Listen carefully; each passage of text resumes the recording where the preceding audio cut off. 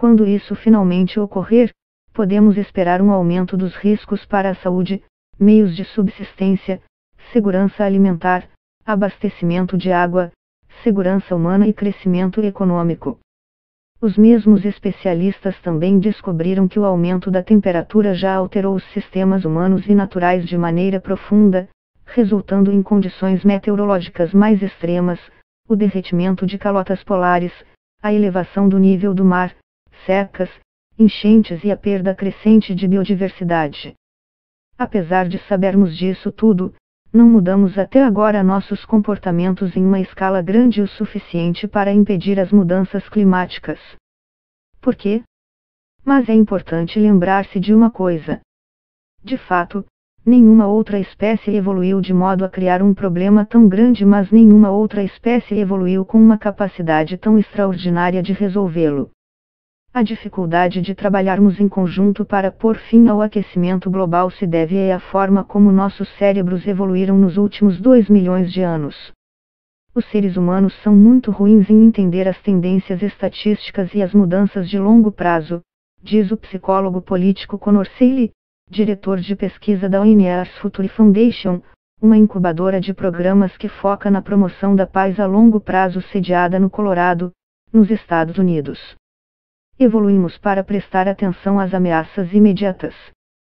Superestimamos ameaças que são menos prováveis, mas mais fáceis de lembrar, como o terrorismo.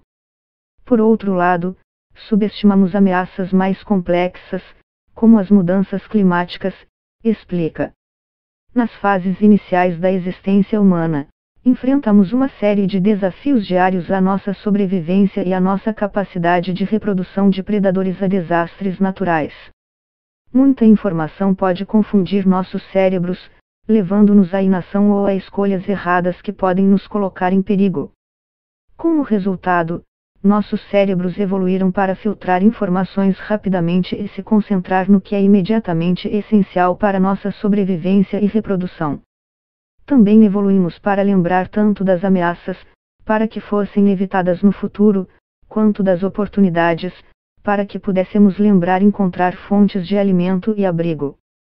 Essas evoluções biológicas garantiram nossa capacidade de nos reproduzir e sobreviver ao fazer com que nossos cérebros economizassem tempo e energia para lidar com grandes quantidades de informações. No entanto, essas mesmas funções são menos úteis em nossa realidade moderna e provocam erros quando temos que tomar decisões racionais. São os chamados vieses cognitivos.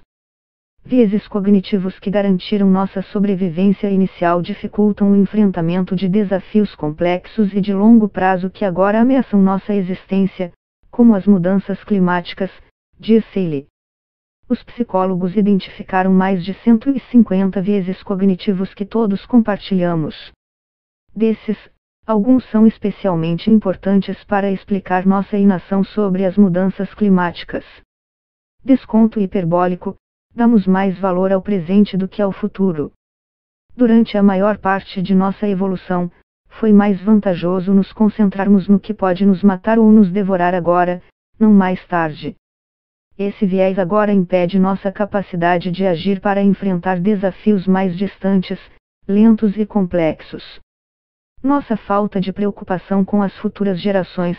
A teoria evolucionista sugere que nos preocupamos mais com apenas algumas gerações de nossas famílias. Em outras palavras, dos nossos bisavós aos nossos bisnetos. Sendo assim, apesar de sabermos o que precisa ser feito para lidar com as mudanças climáticas, temos dificuldade em observar por que devemos nos sacrificar para as gerações futuras. O efeito espectador: tendemos a acreditar que sempre haverá alguém que vai lidar com uma crise por nós. Desenvolvemos essa característica ao longo de nossa evolução. Se um animal selvagem ameaçador está pronto para atacar nosso grupo, seria um desperdício de esforço se cada membro entrasse em ação sem mencionar que isso colocaria desnecessariamente mais pessoas em perigo. Em grupos menores, era claro quem agiria contra essas ameaças, então, essa tática funcionava. Mas, hoje em dia, esse pensamento nos leva a supor, muitas vezes erroneamente, que nossos líderes devem estar fazendo algo sobre o aquecimento global. E, Quanto maior o grupo, mais forte esse viés se torna. A falácia do custo irrecuperável. Somos inclinados a manter o mesmo curso mesmo diante de resultados negativos. Quanto mais tempo, energia ou recursos investimos nesse curso, maior a probabilidade de continuarmos com ele mesmo que não seja o mais ideal. Isso ajuda a explicar, por exemplo, nossa dependência contínua de combustíveis fósseis como fonte primária de energia apesar de décadas de evidência de que podemos e devemos fazer a transição para a energia limpa e um futuro sem carbono. Esses vieses cognitivos evoluíram por um bom motivo. Mas agora estão prejudicando nossa capacidade de responder ao que poderia ser a maior crise que a humanidade já criou ou teve que enfrentar. A boa notícia é que nossa evolução biológica não nos impediu de enfrentar o desafio do aquecimento global. Também nos deu as ferramentas para solucioná-lo. Leve em consideração nossa capacidade de viajar no tempo mentalmente. Em comparação com outros animais, somos os únicos capazes de recordar eventos passados e antecipar cenários futuros. Podemos imaginar e prever resultados múltiplos e complexos, além de identificar ações necessárias no presente para alcançar os resultados desejados no futuro. E, individualmente, muitas vezes nos provamos capazes de agir de acordo com esses planos. Guardamos dinheiro para nossas aposentadorias e compramos seguros, por exemplo, como formas de compensar nossos interesses de curto prazo no longo prazo. Infelizmente, essa capacidade de planejamento para assegurar um resultado futuro diminui quando é necessária uma ação coletiva em larga escala, como é o caso das mudanças climáticas. Como indivíduos, sabemos o que podemos fazer em relação ao aquecimento global. Mas abordar a questão também requer ação coletiva em uma escala que excede nossas capacidades evolutivas. Quanto maior o grupo, mais desafiador fica. Você se lembra do efeito espectador? Como primatas, evoluímos de forma a cooperar para defender o território e colher alimentos e recursos de forma sustentável para o grupo, garantindo diversidade genética suficiente para procriar. Experiências antropológicas nos mostram que, em média, um indivíduo pode manter relações estáveis com outras 150 pessoas, um fenômeno conhecido como número de Dunbar.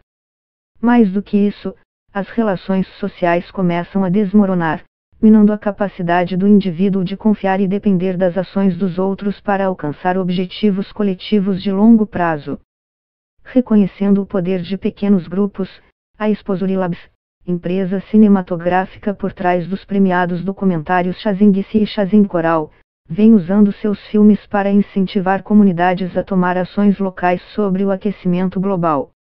Por exemplo, na Carolina do Sul, um estado americano repleto de líderes que negam as mudanças climáticas, a Exposure Labs exibe um filme para iniciar um debate, convidando pessoas de vários grupos de interesse como os setores agrícola, pesqueiro e turístico para falar sobre como as mudanças climáticas os afeta pessoalmente.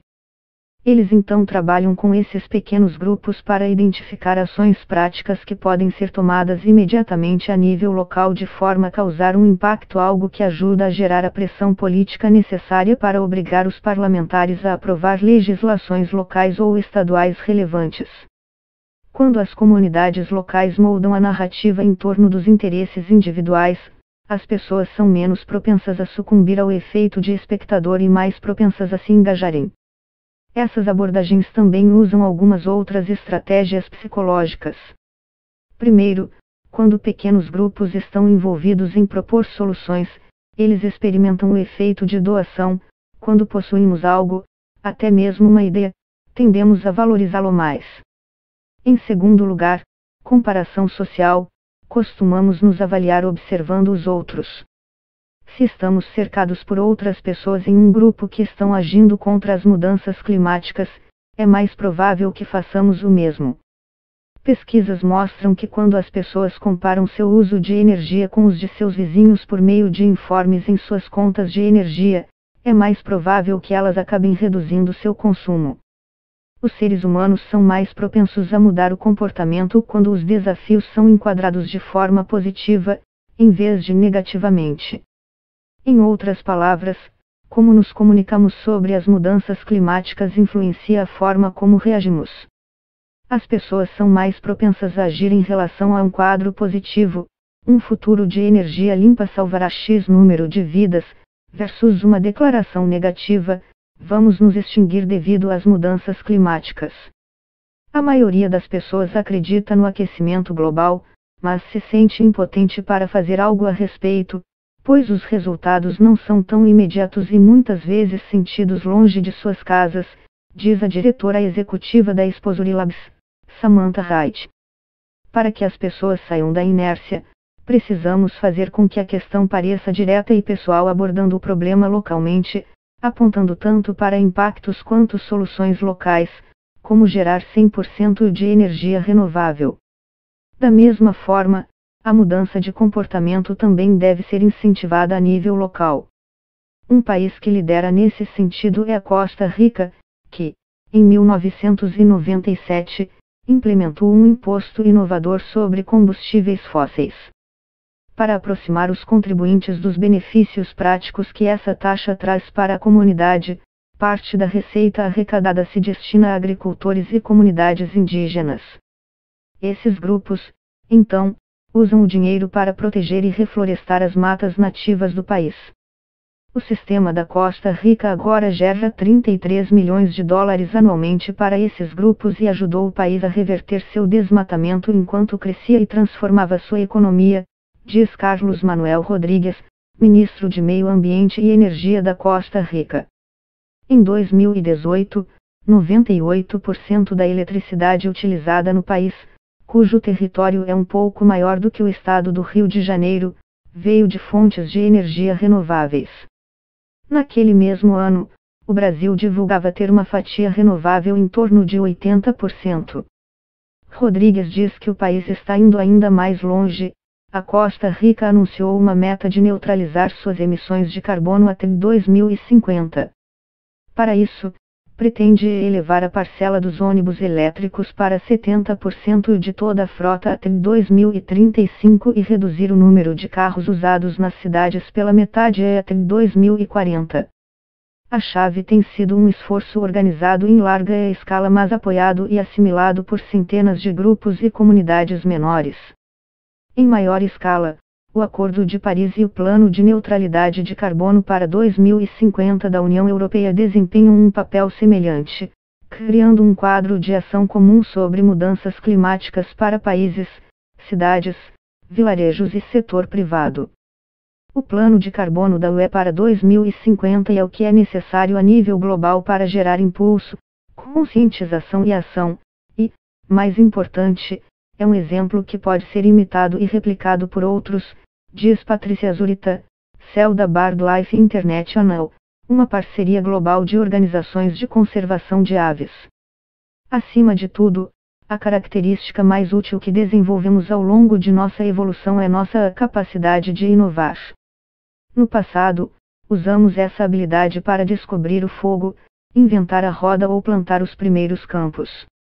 Hoje, ela se traduz em painéis solares, parques eólicos, veículos elétricos e precificação do carbono. Junto com a inovação, evoluímos para que a comunicação e a tecnologia passem por essas inovações, permitindo que uma única ideia ou invenção se espalhe muito além de nossa própria família ou cidade.